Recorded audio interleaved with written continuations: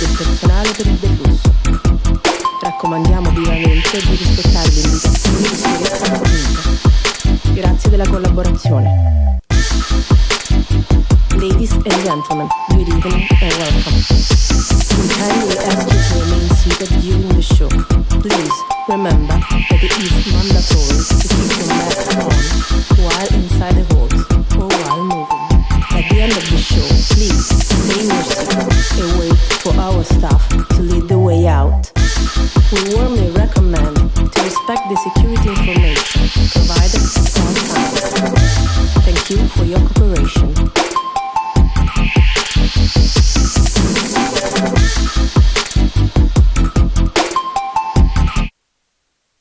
Di essere qua e di aver aderito all'invito, nonostante tutte le condizioni difficili, a fare una festa del libro e della lettura. È molto particolare, come forse avrete capito visitandola in questi giorni. Stiamo tutti adottando misure rigorose di protezione e di distanziamento, persino eccessivo a giudicare dal modo disperso in cui siete stati disposti in questa platea, in questa cavea. Del resto era l'unico modo per poter mantenere aperto uno spazio per i libri e la lettura, che è appunto lo spirito di questa manifestazione insieme, che mette insieme manifestazioni diverse, più liberi, che non si potrà svolgere in dicembre, libri come che non si è potuta svolgere in marzo, letteratura Massenzio che si sta svolgendo in forma diversa in questi giorni al Parco Archeologico del Colosseo. Abbiamo detto un festival compatibile, cioè un modo di parlare di libri e di lettura compatibilmente rispetto ai tempi, in modo sostenibile, in modo responsabile.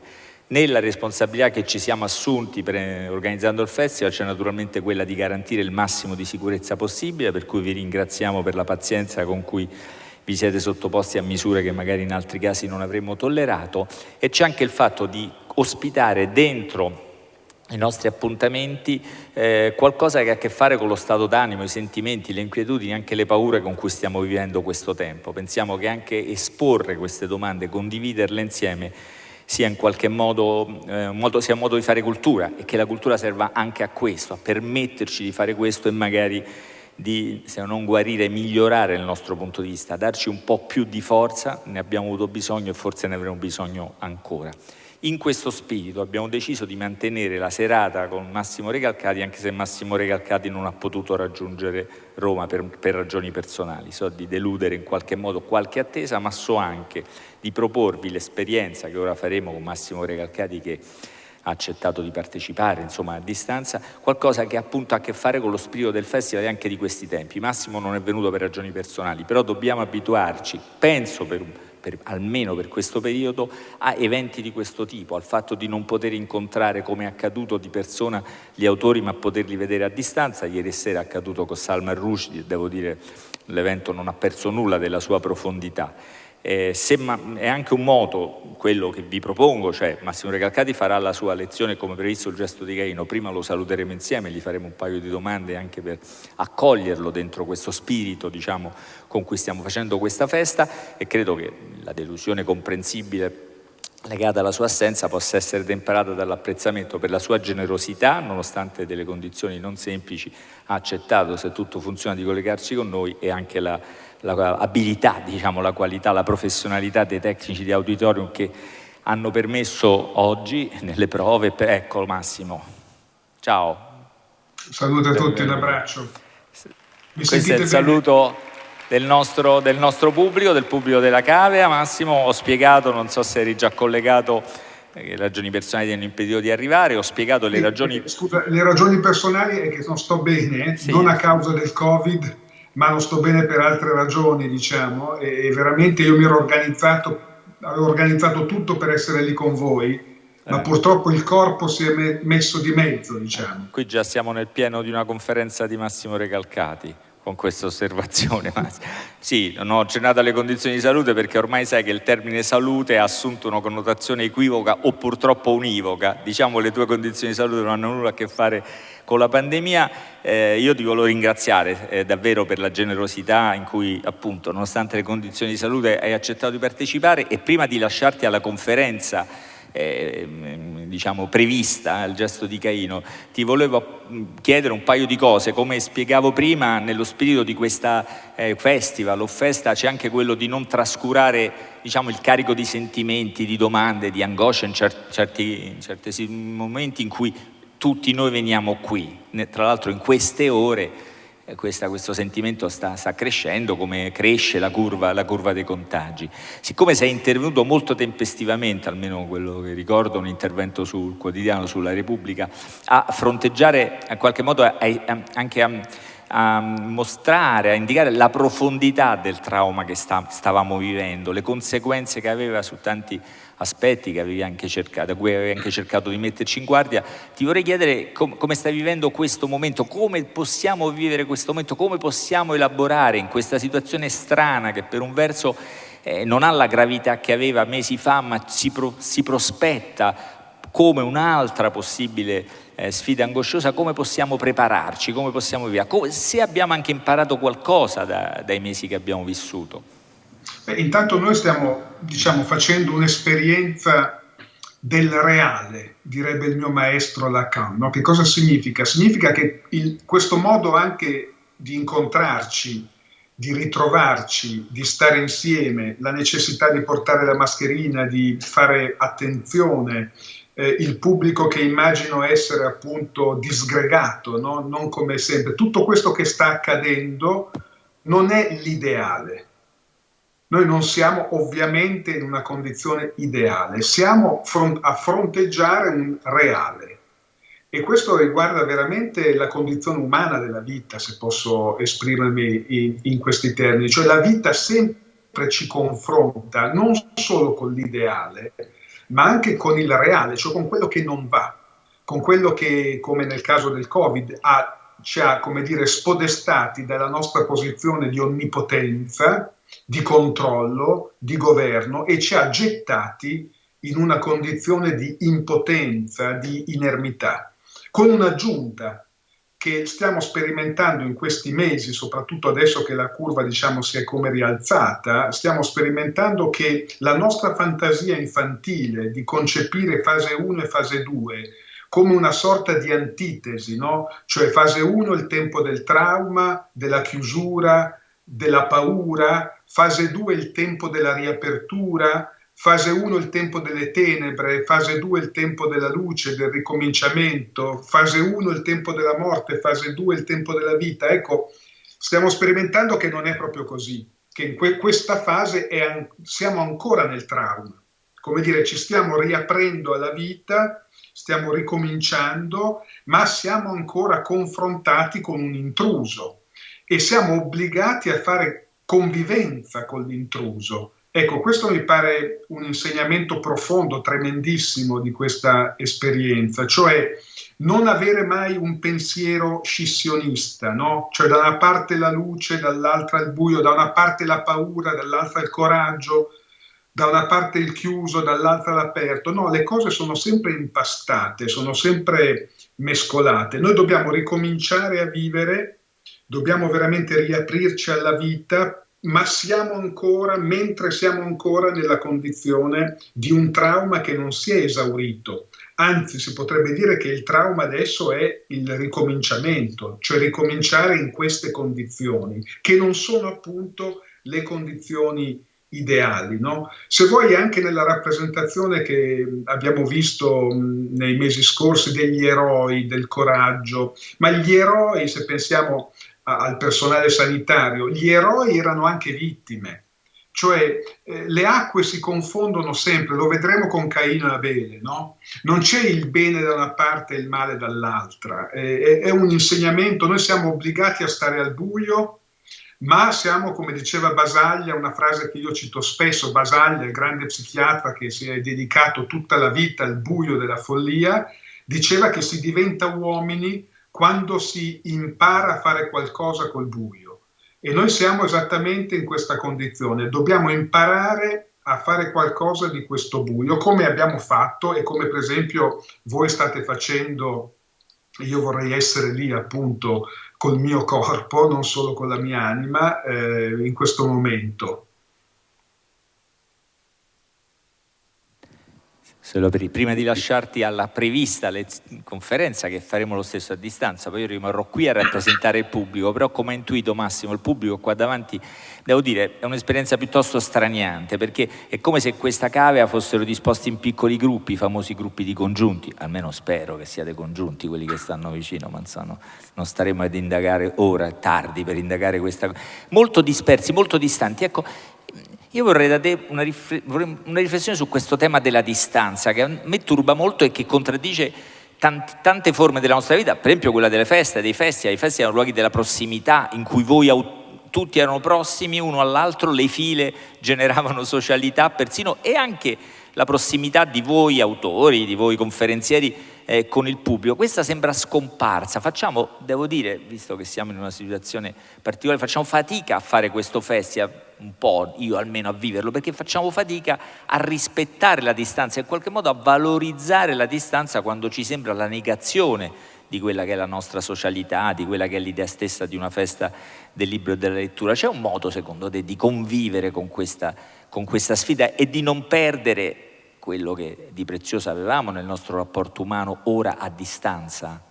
No, quello lo ritroveremo. Io sono ottimista da questo punto di vista. Ritroveremo quelle forme di convivialità, però il virus ci ha dato anche un altro insegnamento che tocca proprio questo punto, cioè noi siamo stati effettivamente obbligati al distanziamento, obbligati addirittura a chiuderci nelle nostre case, diciamo. Ma io penso che in quell'esperienza di distanza noi abbiamo sperimentato una profonda prossimità. Come dire, non sempre la distanza esclude la prossimità. Potrei dirti che vediamo nella vita quotidiana a volte anche il contrario. La prossimità eccessiva è una forma della distanza.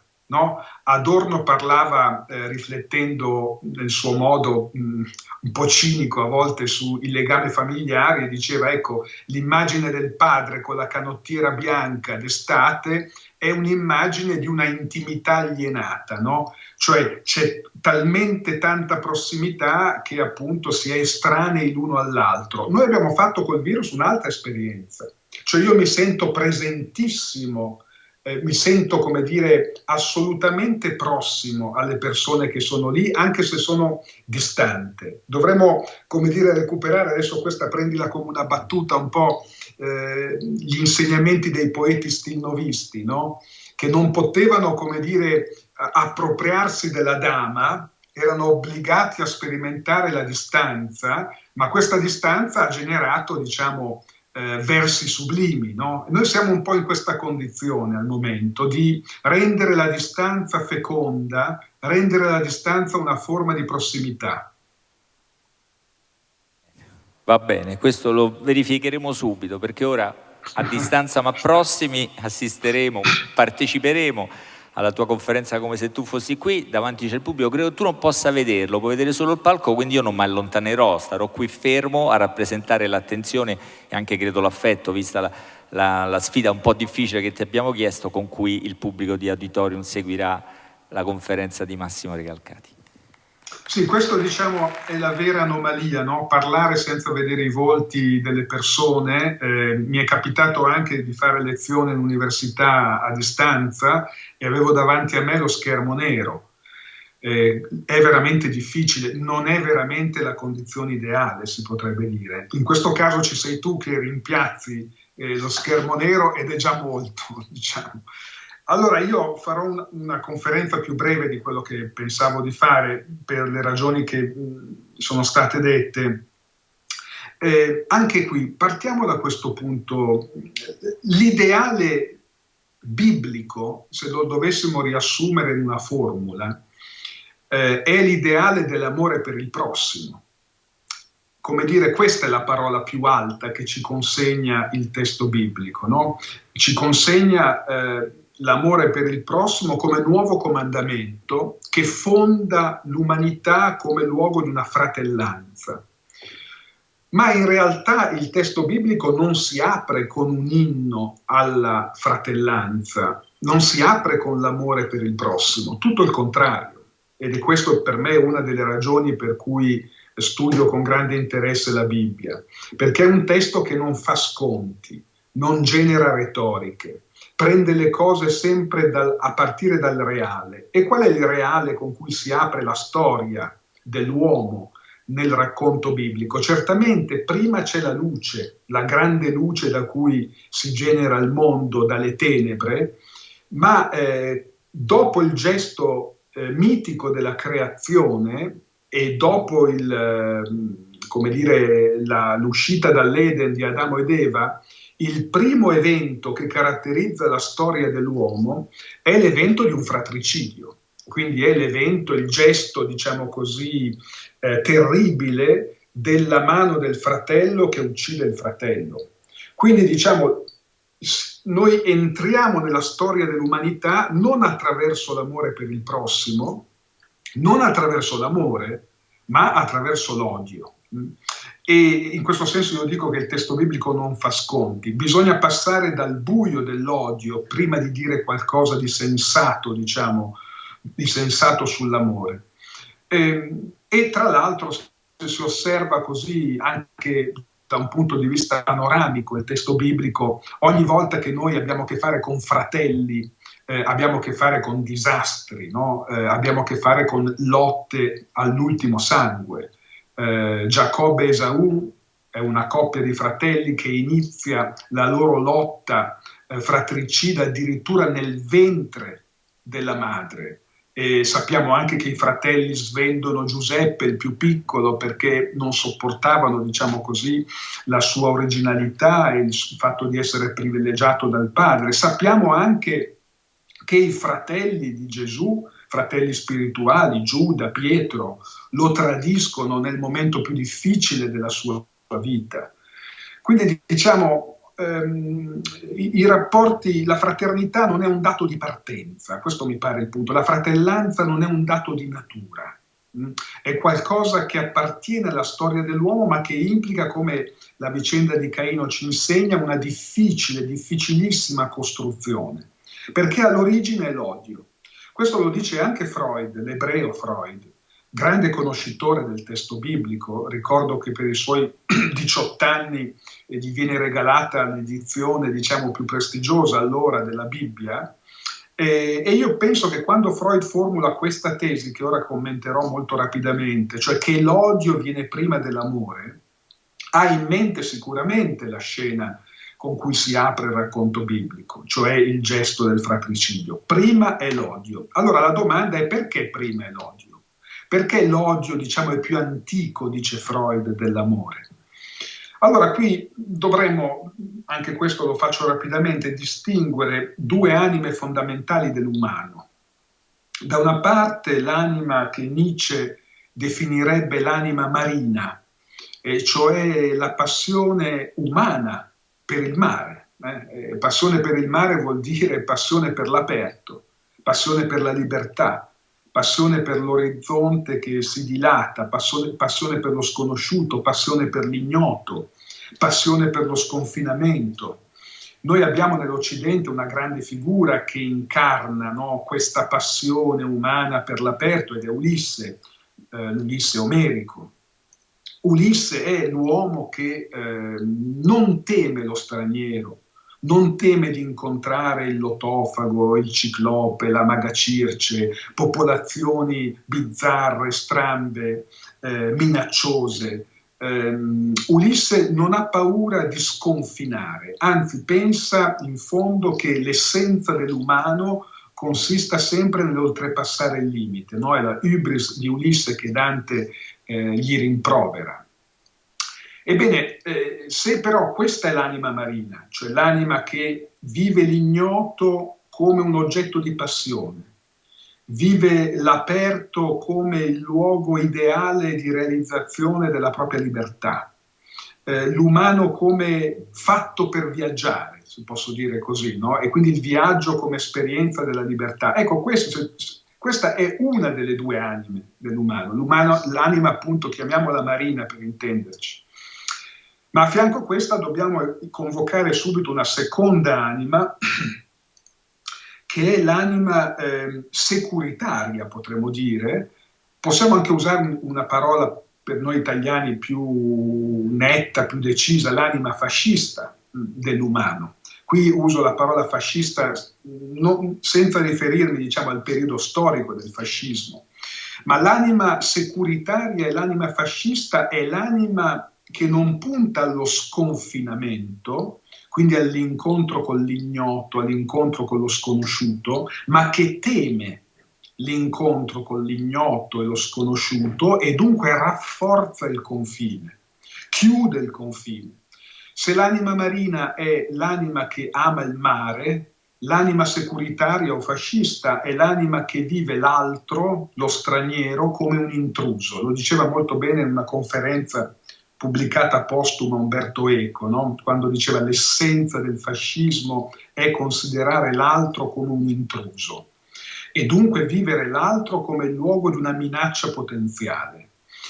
Ora questo, attenzione, per Freud non è barbaro, non è analfabetismo politico, è una pulsione umana. Cioè, tanto quanto esiste una pulsione epistemofilica che ci apre verso il viaggio, la conoscenza, la sperimentazione, il mare, esiste con altrettanta forza una pulsione che, cito Freud, è disposta a contrabbandare la nostra felicità in cambio della nostra sicurezza.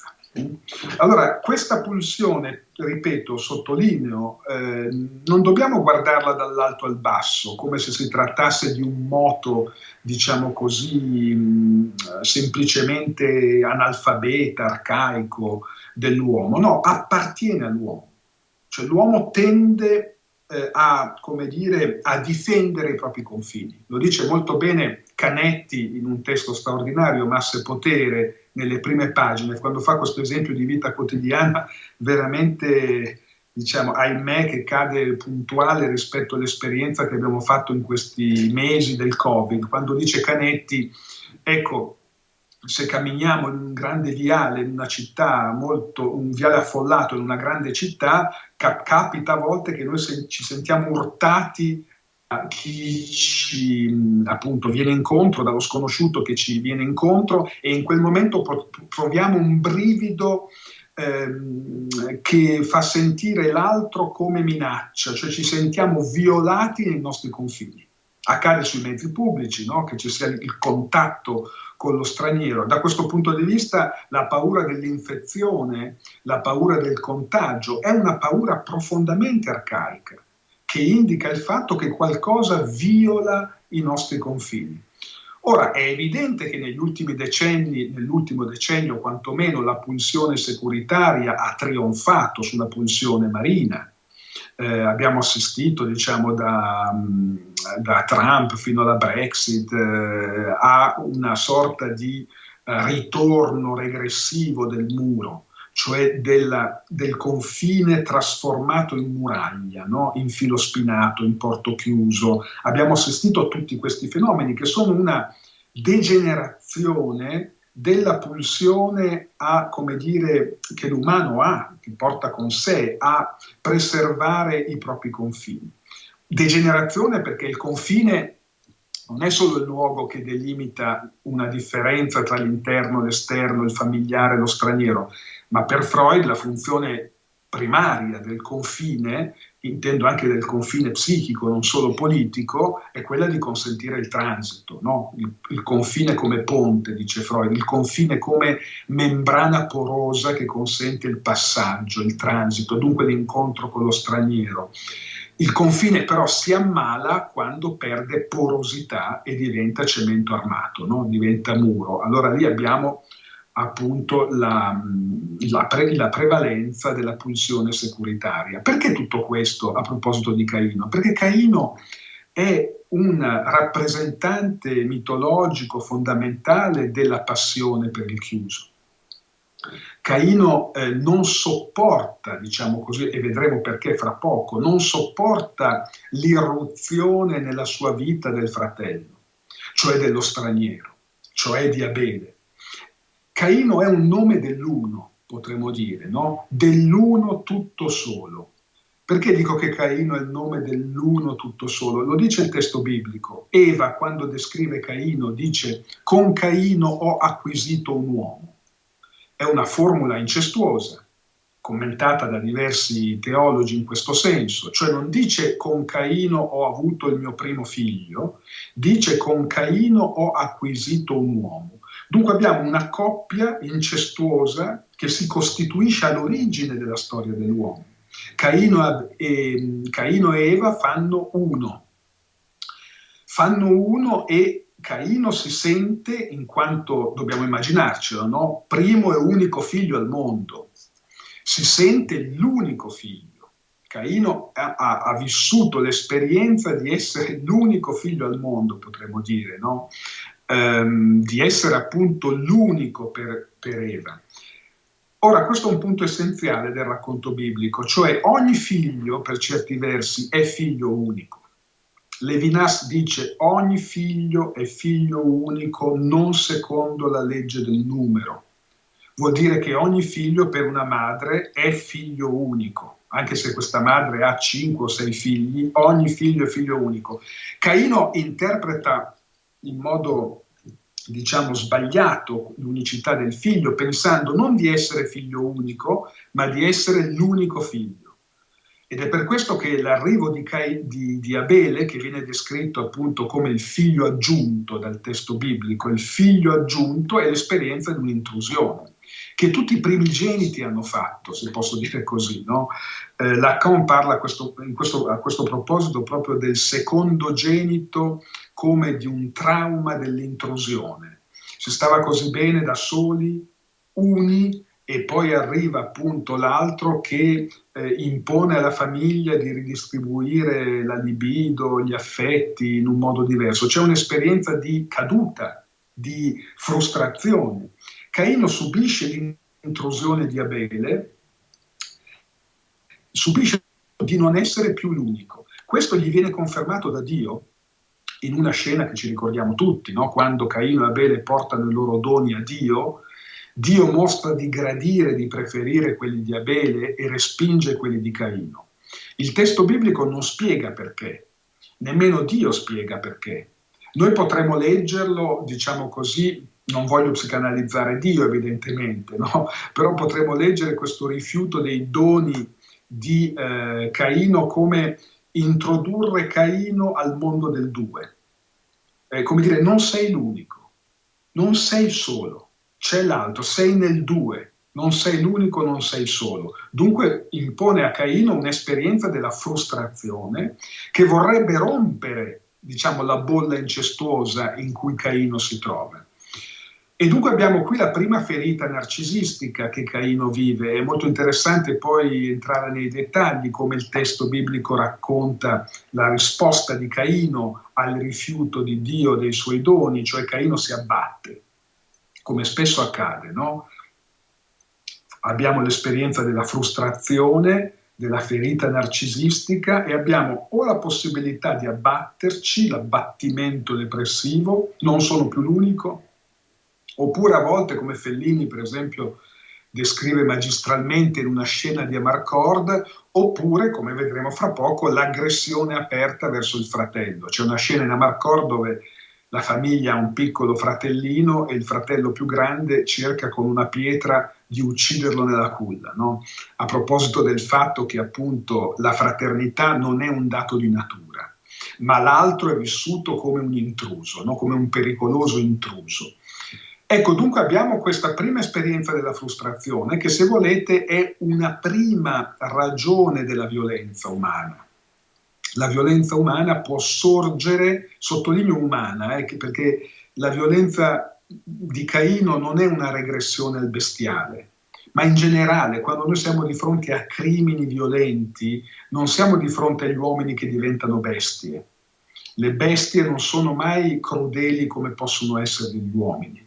La violenza è criminale, il crimine è propriamente umano, non è regressione dell'uomo all'animale, ma è qualcosa che definisce l'umano, anche perché è solo nel mondo umano che esiste la legge. Nel mondo animale l'unica legge che esiste è la legge dell'istinto.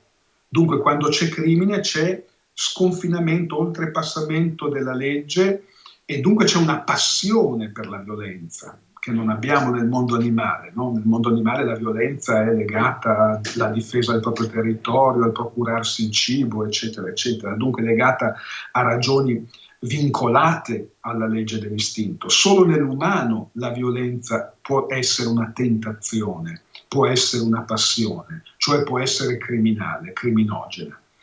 Dunque abbiamo Caino che subisce la frustrazione e abbiamo detto che la frustrazione può essere la matrice della violenza dell'uomo. A volte anche legittima violenza. Se pensiamo per esempio alle rivolte nelle periferie che spesso accadono, no, nelle varie città del mondo, è una violenza che sorge da che cosa? Sorge dal fatto che i soggetti più deboli, più fragili, più emarginati non vengono ascoltati, no? Per cui c'è un'esperienza di frustrazione, non gli viene data la parola. E la violenza può essere una risposta a questa esperienza di frustrazione, cioè di misconoscimento. In Caino, per un verso, la violenza è la risposta al misconoscimento, alla frustrazione a cui lo obbliga Dio. Ma il Dio biblico è sempre un Dio che parla. Questa è la sua caratteristica principale, un Dio che si rivolge all'uomo, parla, e quando vede Caino abbattuto gli chiede: che cosa c'è, Caino, che non va? Permettetemi questa drammatizzazione, io ho raccontato migliaia di volte la storia di Caino a Abele ai miei figli quando erano bambini, e quindi diciamo facevo anche la voce di Dio in quei casi, no? Per rendermi più credibile. E dunque gli dice parla, Caino non parla, non spiaccica parola al suo Dio, ma chiede ad Abele di raggiungerlo in campagna, e nella campagna con una pietra lo uccide. Questo è un altro punto molto importante del racconto, no? Cioè c'è violenza, c'è passaggio all'atto violento quando non c'è più la parola. Come Deleuze lo dice in una formula molto semplice e molto netta, no? La violenza non parla. La parola è l'antidoto alla violenza, ma la parola è complicata, bisogna capirsi vuol dire fraintendersi, dunque è un giro lungo. La violenza dà l'illusione di arrivare dritti alla propria meta, cioè di imporsi in modo, diciamo, diretto, senza dover fare il giro tortuoso, lungo, difficile che l'esercizio della parola comporta. Quindi noi abbiamo sempre nella storia dell'uomo, e anche quello che noi osserviamo, ahimè, nei fatti di cronaca recente, il fatto di Willy, in fondo lì che cosa è accaduto? Che qualcuno, questo ragazzo, voleva portare la parola e sedare una rissa, diciamo. E dall'altra parte c'è stato l'annientamento, prima che del corpo di Willy, l'annientamento della possibilità che la parola potesse introdurre il dialogo in un conflitto, diciamo, tra esseri umani. Sempre quando la parola viene meno, la violenza accresce il suo potere. Anzi, si potrebbe dire che il diventare adulti nella vita degli uomini consiste proprio nel rinunciare all'illusione allucinatoria della violenza e adottare la legge della parola, no? Se dovessimo descrivere un percorso di formazione, direi che fondamentalmente ci obbliga a rinunciare alla scelta di Caino per adottare la scelta della parola. Ma c'è un secondo ritratto che noi dobbiamo fare di Caino, non solo il figlio che reagisce alla frustrazione dell'intrusione e al fatto che Dio mostra di amare di più il fratello che non se stesso. Abbiamo un altro elemento, Lacan che ci mette sulla strada per cogliere questo elemento, quando in un suo seminario dice, se volete, dice solo questo in realtà, però insomma lo dice se volete capire profondamente il gesto di Caino, dovete introdurre la figura di Narciso. Come dire, è Narciso la chiave di lettura del gesto di Caino. Che cosa vuol dire? Vuol dire che la seconda matrice della violenza umana è l'odio invidioso. Non è l'odio che scaturisce dalla frustrazione, ma è l'odio invidioso. E che cos'è l'odio invidioso? È quando io colpisco, diciamo, a volte anche a distanza, come accade nella diffamazione, sempre di più, no? Con i mezzi tecnologici che abbiamo a disposizione. Però quando io colpisco o con le parole nella diffamazione o come Caino con la pietra qualcuno che è in realtà l'immagine esteriorizzata e ideale di me stesso, è ciò che io vorrei essere e non posso essere. E dunque colpendolo come Narciso che si butta nelle acque cercando di ricongiungersi con la sua immagine, colpendo quell'immagine io cerco di prendere il suo posto, no? Aristotele lo diceva molto bene, non si invidia mai qualcuno di molto lontano da noi, qualcuno che per esempio fa un altro mestiere, no? Gli intellettuali invidiano gli intellettuali. Gli intellettuali non invidiano i giocatori di calcio, no? Ma magari anche qualcuno, ma di solito ci si invidia tra prossimi e dunque ci si invidia soprattutto tra fratelli. Allora Abele rappresenta l'ideale esteriorizzato di Caino, quell'ideale che Caino non può essere, che vorrebbe essere, e dunque Caino lo uccide per appropriarsi di questo ideale. Ancora potremmo dire, ma in realtà quando c'è odio invidioso, che cosa invidiamo? Cosa invidia l'invidioso nell'invidiato? Non una proprietà. Caino non invidia qualcosa di Abele, una proprietà oppure un corpo, oppure una rendita, una qualità. No, l'invidia è sempre invidia della vita. L'invidioso invidia la vita che gli appare più viva della sua vita, più felice della propria vita, invidia la felicità della vita dell'altro, quella felicità che lui vorrebbe, come dire, raggiungere e che non può raggiungere, e che l'unico modo che può raggiungere, con la quale la può raggiungere, è distruggere la felicità dell'altro, cioè la vita più viva. Gli oggetti di invidia sono sempre gli oggetti che hanno vita ricca, capacità di vita, e dunque noi odiamo l'altro in quanto ha più capacità di vita di noi. Salto diverse cose perché mi sto esaurendo, ma voglio arrivare al punto in cui, diciamo, interviene Dio. Salto diversi passaggi e questo è il secondo grande intervento di Dio, lo sapete, no? Questo era il punto di maggiore drammatizzazione quando lo raccontavo ai miei figli, cioè Dio vede l'assassinio e dice: Caino, dov'è tuo fratello? Quando dicevo questo i miei figli si guardavano uno con l'altro, spaventati un po', no? Ora Sant'Ambrogio, io abito vicino alla Basilica, quando faceva le sue omelie in Basilica, commentava molto frequentemente Caino Abele e diceva una cosa, devo dire, straordinariamente freudiana. Diceva: se volete capire davvero la storia di Caino Abele, non pensate che da una parte ci sia il bene e dall'altra il male, che Caino rappresenti il male, e usava questa espressione, Ambrogio, quindi molto tempo fa, usava l'espressione di parti interne. Dovete pensare che Caino e Abele sono due parti interne. E dunque l'intervento di Dio suppone questa idea. Chiede conto a Caino: cosa hai fatto di tuo fratello? Dov'è tuo fratello? Abbiamo due risposte di Caino, anche qui umanissime. La prima risposta è il Caino adolescente, in fondo, quale era, che come i nostri figli adolescenti, quando noi gli chiediamo cosa hai fatto di questo, fa: io niente, non ne so niente, no? Cioè la prima risposta di Caino è misconoscere il proprio atto, non riconoscersi alcuna responsabilità, che è la posizione adolescenziale, nel nostro paese, ahimè, molto diffusa anche anagraficamente, diciamo, in altre età della vita.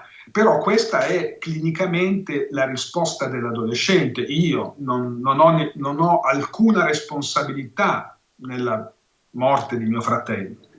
E Dio però non si fa prendere in giro e insiste: dov'è tuo fratello? A quel punto Caino cede e abbiamo un passaggio su cui vorrei fare le ultime riflessioni, delicatissimo del testo biblico, perché Caino riconosce il suo atto e qui abbiamo il passaggio dall'adolescente all'uomo. Se dovessi dire in una parola in che cosa clinicamente proprio noi vediamo il passaggio dall'adolescente all'uomo e quando si diventa uomini adulti, quando ci sforziamo di assumere le conseguenze dei nostri atti. Ci sforziamo di assumere le conseguenze dei nostri atti. Quindi abbiamo questa doppia risposta che è una scansione evolutiva, diciamo, no? La prima adolescenziale, la seconda adulta, in cui Caino dice sì, la mia colpa è imperdonabile. E qui abbiamo la risposta di Dio a questa ammissione di colpevolezza, straordinaria risposta di Dio, che vi ricordate è quella di mettere un segno sulla fronte di Caino. Perché? Perché da una parte Dio non risponde a Caino con la stessa moneta di Caino, cioè non uccide l'assassino. Dio rinuncia alla violenza e imprime un marchio, un segno, che è il segno che da una parte commemora, è un segno luttuoso, che commemora la morte di Abele e quindi riconosce Caino come colpevole, ma dall'altra, questo è veramente il punto fondamentale di tutto il racconto, dall'altra disidentifica Caino dall'assassino. Cioè il fatto che Caino sia stato assassino non lo renderà per sempre assassino. Cioè Caino avrà la possibilità di non essere ucciso. Come dire, con questo segno Dio sospende una concezione solo ritorsiva della giustizia, solo vendicativa della giustizia, dare la morte a chi ha dato la morte. Ecco, Dio interrompe questa versione speculare, simmetrica della giustizia, interrompe il dispositivo ritorsivo della giustizia e introduce il tema della grazia. Una volta il Ministero della Giustizia si chiamava, non a caso, adesso non più, Ministero di Grazia e Giustizia, perché senza grazia non c'è giustizia. E questo è il Dio biblico, che introduce la grazia nel cuore della giustizia e consente a Caino che cosa? Di non essere più un assassino. E Caino diventa effettivamente, ecco il tema del ricominciamento che riguarda tutti noi in questa fase, diventa costruttore di città, diventa padre e non solo, quando deve scegliere il nome del proprio figlio lo chiama Enoch, che nella lingua ebraica significa proprio dedica, ricominciamento, ringraziamento, no? Cioè, quindi qualcosa ricomincia a vivere. Ricomincia a vivere però dopo l'esperienza del buio che Caino ha vissuto.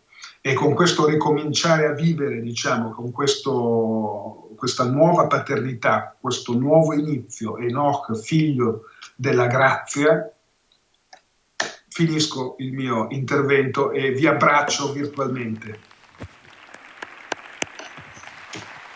Grazie davvero Massimo, sei stato davvero molto, molto generoso a stare con noi stasera, molto ovviamente acuto. Devo segnalare che il tema, ha dato voce a un tema enorme, ovviamente quello della fratellanza, è anche attuale. Domani il Papa Bergoglio pubblicherà la terza enciclica da Assisi e si chiama Fratelli Tutti.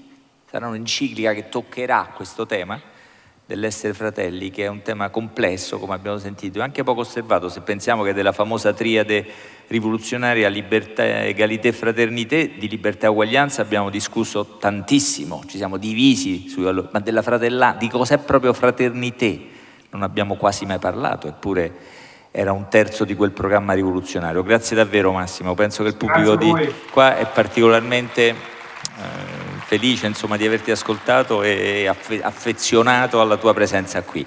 Io vi ringrazio tutti. Presto. Come? Ci vediamo presto. Quello è sicuro. Benissimo.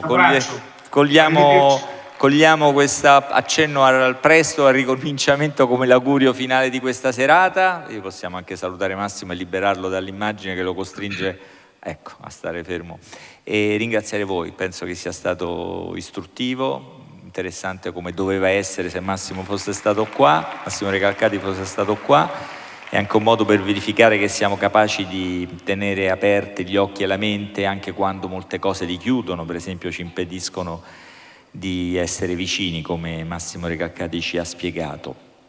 Cos'altro? Nulla, aggiungere, ognuno va con le sue riflessioni, è quello l'importante di questi luoghi. Domani ricominciamo naturalmente, domenica termineremo la sera con un incontro qui con uno dei massimi storici contemporanei, Noah Yuval Harari, il celebre, ormai celebre intellettuale israeliano, autore di Sapiens, e con Paolo Giordano, proprio perché saranno i temi che dalla storia dell'umanità a queste ultime settimane si concentrano in alcune domande che cercheremo di porre qui su questo palco. Ricordate a tutti che posto c'è sempre, come avete verificato, perché la gratuità delle prenotazioni rende i cittadini romani particolarmente prodighi di prenotazioni, intendo, poi non sempre sono conseguenti, quindi dite a tutti che c'è spazio sempre in tutti gli appuntamenti d'insieme che ricominceranno domattina. Grazie davvero, buonanotte.